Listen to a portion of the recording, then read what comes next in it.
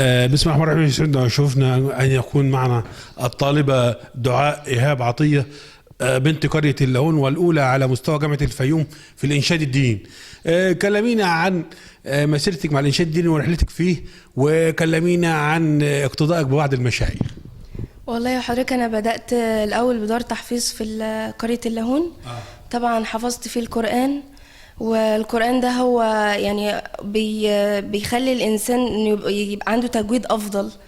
هو ساهم بشكل كبير في تحسين أيوة في تحسين صوتي طبعا. بدأت في القرآن الأول، بعد كده الإنشاد. واللي شجعني على ده طبعا بابا وماما. طب في بعض المشايخ اقتضيتي بهم؟ أكيد طبعا، في كبار المشايخ في الإنشاد الديني.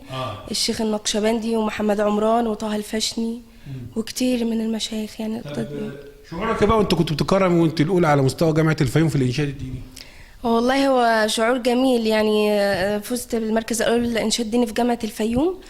وتم تكريمي طبعا من الجامعه وكده وفي الكليه بتاعتي. طب كرمتي في محافل اكتر من كده؟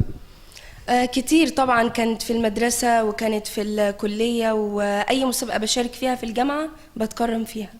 طب رساله ونصيحه تقولها للشباب بقى بمناسبه وجودك النهارده وانت بتكرمي؟ والله اللي هو يعني اعمل دايما الحاجة اللي انت نفسك فيها. وطبعا هتبقى حاجة جميلة قوي لو كانت في الإنشاد الديني.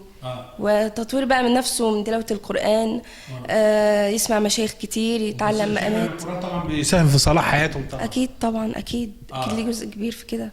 طب عايزين بقى نستمتع بجزء من صوتك العذب في مدحك لرسول الله في الإنشاد الديني. طيب أنا سمع حضرتك قصيدة كده بمقام السيكا. سيدنا النبي حنين يحزن ولا بيبين. سيدنا النبي حنين يحزن ولا بيبين.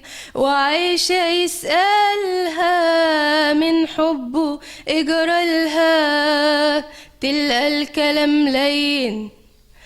أصل النبي حنين سيدنا النبي حنين يا صخرة الكونين يا زين كمال الزين. بك الفلك بيدور يا سر نور النور. بك الفلك بيدور يا سر نور النور. والبدر من طلته للمصطفى تزين. سيدنا النبي حنين يحزن ولا بيبين.